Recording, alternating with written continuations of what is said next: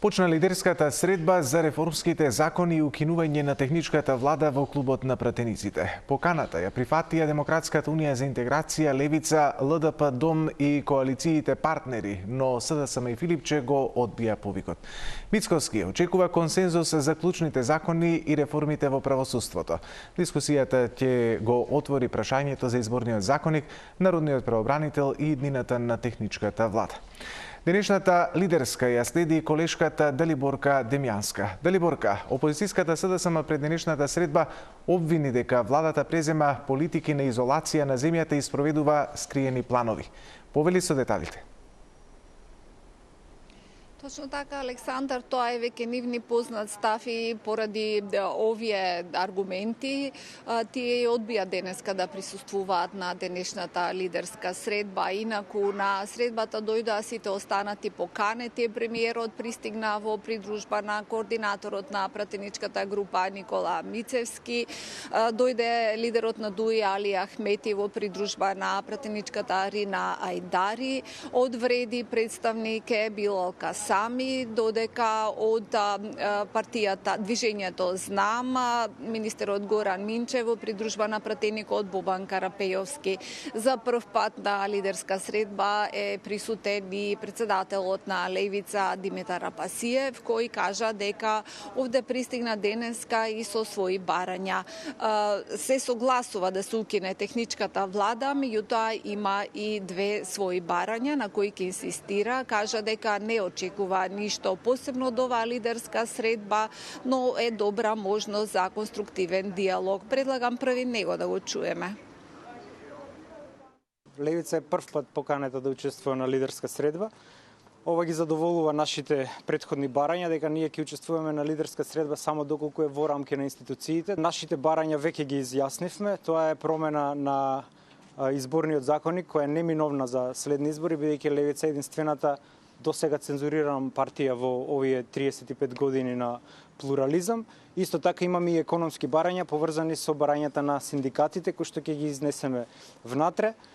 Не очекуваме, бидејќи прв пат доаѓаме, не очекуваме ништо, знаејќи го досегашниот лицемерен однос. Што се однесува до пржинската влада, ние кажавме дека немаме никаков проблем да ја укинеме, затоа што сметаме дека е бирократски остаток од едно време кога Македонија беше третирана како протекторат практично. Денеска не е присутен единствено председателот на СДСМ Венко Филипче, кој ја одби поканата уште пред да биде испратена. Тој во неколку наврати веќе кажа дека нема да присуствува на лидерската затоа што смета дека ова е алиби на власта која сака да предизвика предвремени избори веќе напролет и да сето тоа го поврзува и со проектот Мигранти за пари, за кој веќе неколку пати имаше и демант од владата, но тој упорно инсистира дека сето ова се турка и со цел да се предизвикаат и предвремени избори. Тој останува на својот став дека техничката влада мора да остане и таа единствената гаранција за фери демократски избори. Неговиот став денеска од партиското седиште го пренесе генералниот секретар Александар Димитриевиќ, па предлагам и него да го чуеме. Средба со криминалци нема да има. СДСМ останува со граѓаните на вистинската страна. Сите што денеска ќе одат на средба со Мицковски за укинување на техничката влада, остануваат соучесници во легитимирање на криминалот и корупцијата, во анти-ЕУ кампањата за изолација на земјата, во планот за предвремени избори и мигранти за пари. Тендер коалицијата ДПМН Знам не сака диалог, туку алиби за распишување на предвремени избори кои веќе им се договорени. СДСМ ќе ги искористи сите демократски механизми да го заштити изборниот процес и слободната волја на граѓаните. Техничката влада мора да остане. Ако ја укинат техничката влада, ќе убијат и онаа малку шанса што постои за фер избори.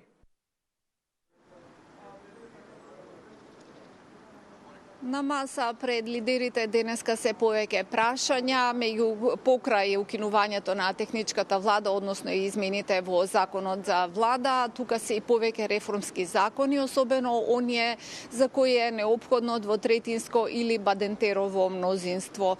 Тука ќе се разговара и за народниот правобранител, што ќе биде договорено. Ние остануваме овде, ќе почекаме. Се надевам дека веќе во следните вести ќе имаме малку повеќе детали за епилогот од оваа денешна лидерска средба.